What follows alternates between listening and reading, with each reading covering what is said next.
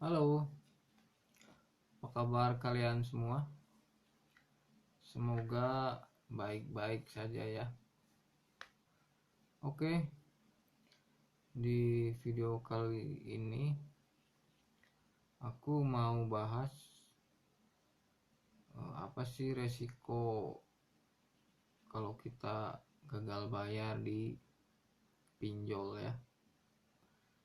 Soalnya sekarang lagi banyak yang gagal, banyak yang nanyain itu resikonya apa aja kalau gagal bayar di pinjol ya. Oke, mungkin karena penyebab gagal bayarnya mungkin masih mungkin masih dampak dari COVID-19 ya, perekonomiannya melemah, banyak yang nganggur,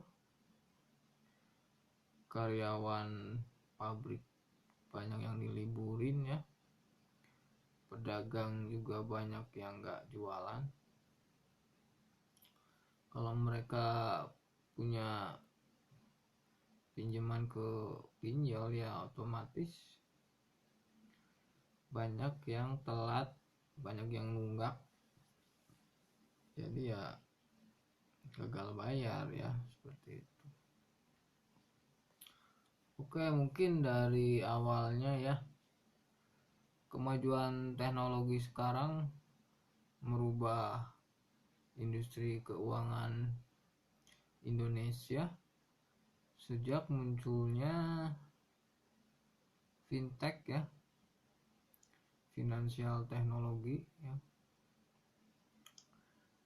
Jadi sekarang siapapun memiliki peluang memperoleh dana tunai lewat pengajuan online, yaitu aplikasi pinjol ya.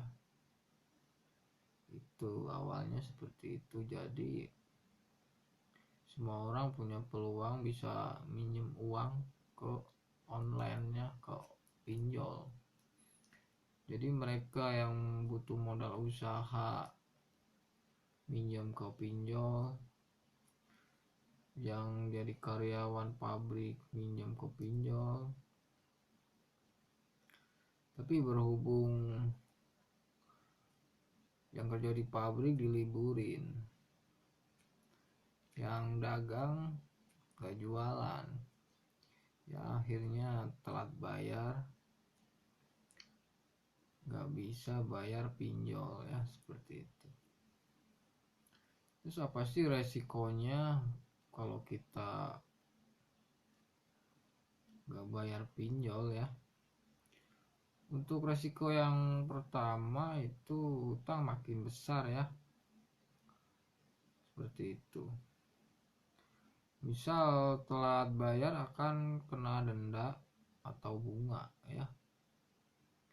Jadi semakin lama kita telat itu bunganya makin besar ya,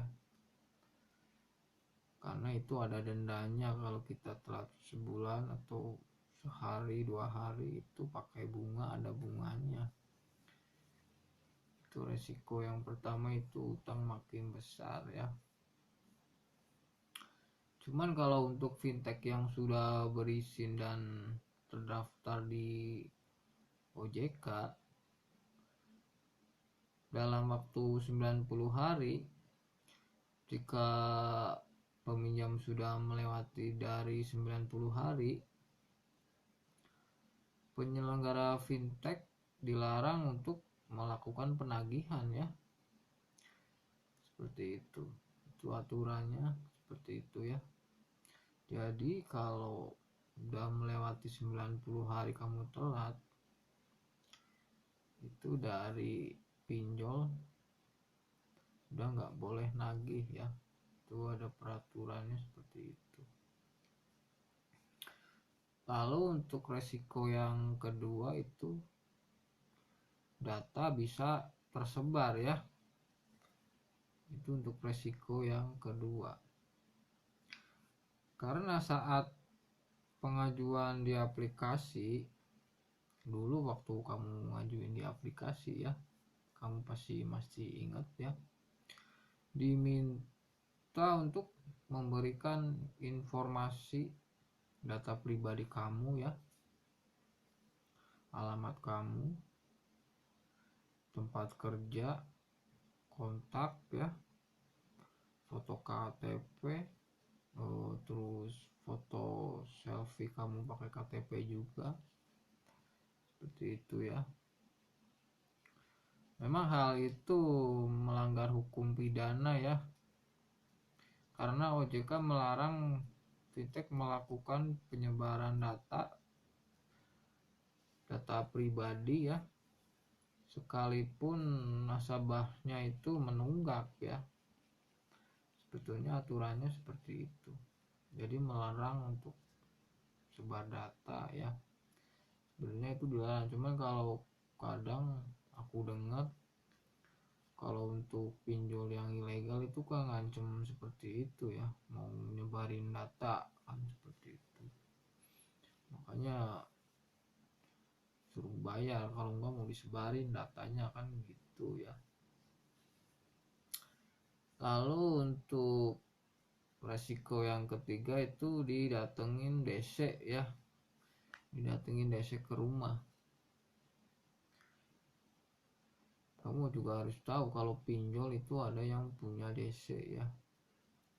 Di video sebelumnya juga udah aku jelasin pinjol apa aja yang punya DC lapangan ya. Mereka akan datang ke rumah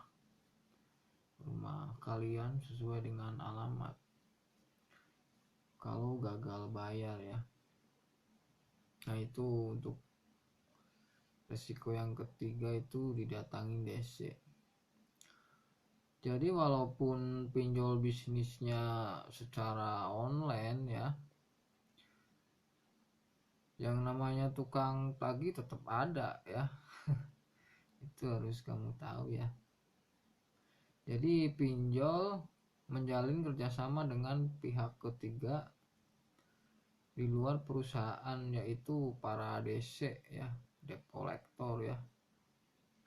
Mungkin datang ke rumah atau ke tempat kerja ya. Mungkin apa ya, bisa bikin malu kamu ya kalau datang ke tempat kerja kan seperti itu. Yang tadinya nggak tahu jadi tahu ya. Wah si A punya hutang gitu, telat bayar gitu kan. Itu resiko yang ketiga. Lalu untuk resiko yang keempat itu kegiatan kamu terganggu ya, aktivitas kamu. Itu resiko yang keempat, mengganggu aktivitas ya, kegiatan kamu terganggu. Dimana sebelum jatuh tempo akan memperoleh pemberitahuan melalui SMS atau telepon ya. Sebelum kamu jatuh tempo itu udah dikasih informasi sama pinjol kan seperti itu biasanya. Baik itu SMS ataupun telepon ya. Kalau sudah telat bayar, mengirim SMS terus menerus ya, berapa kali SMS terus seperti itu. Melakukan telepon berulang kali ya, tanpa kenal waktu, jadi mengganggu aktivitas kamu ya. Itu mungkin kamu lagi apa ya, banyak pikiran, si pinjol nelponin terus, SMS-in kamu terus berkali-kali ya, terus menerus ya. Itu makanya itu resiko yang keempat itu, kamu aktivitasnya terganggu ya. Untuk resiko yang kelima itu BI checking kamu jelek ya. Itu resiko yang kelima itu. Dalam industri fintech P2P lending, seluruh data pribadi digital dari calon peminjam menjadi variabel dalam perhitungan skor kredit ya.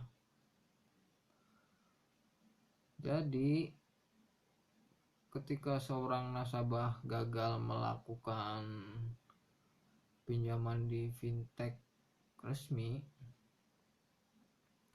pihak pinjol berhak melaporkan data pribadi nasabahnya yang tidak bertanggung jawab itu ke OJK ya. Itu resiko kamu ya, BI checking kamu jelek ya.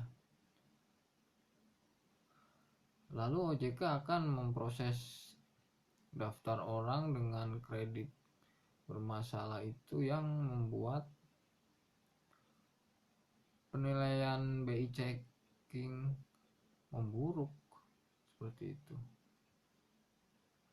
Kalau BI checking kamu memburuk karena menunggak pinjol, maka akan kesulitan ya, kesulitan dalam mengajukan di fintech lain seperti itu. Jadi kalau kamu mau minjem ke fintech lain itu sulit ya, karena kamu sudah jelek ya, seperti itu. Jadi usahakan kamu walaupun telat bayar itu, kalau udah ada syukur-syukur bisa kamu lunasin ya, kamu bernegosiasi sama pinjol ya, mungkin bayar pokoknya atau gimana seperti itu. Apalagi kalau umat muslim itu namanya hutang itu wajib bayar ya, seperti itu. Oke, kalau untuk resiko yang keenamnya itu kamu akan stres ya, ataupun bisa juga terancam ya, seperti itu. Itu resikonya, stres ataupun kamu merasa terancam karena penagihan yang terus menerus jelas bikin hidup kamu nggak tenang ya, seperti itu. Setiap hari ditagih ya, mungkin setiap jam ditelepon ya. Jadi kehidupan kamu nggak tenang ya kalau bermasalah dengan pinjol gitu. Apalagi kalau bermasalah dengan pinjol ilegal, penagihan bisa melakukan apapun untuk meneror nasabah ya. Lebih bahaya lagi kalau dengan pinjol yang ilegal, mungkin bisa neror ini neror itu, jadi kamu lebih pusing lagi kan, seperti itu. Tapi kalau meneror yang berlebihan atau mengancam, kamu bisa melakukan aksi tegas ya, kamu melawan kalau sudah kelewatan ya cara penagihannya. Fintech ilegal, pihak berwajib OJK seperti itu. Karena dalam aturan OJK, fintech hanya diperbolehkan menagih dalam waktu 90 hari ya. Mungkin tadi udah aku bahas ya, untuk jangka waktu 90 hari ya. Untuk ke 90 harinya mereka nggak bakalan nagih ya, karena itu sudah aturan dari OJK seperti itu. Lalu masih dalam aturan OJK juga,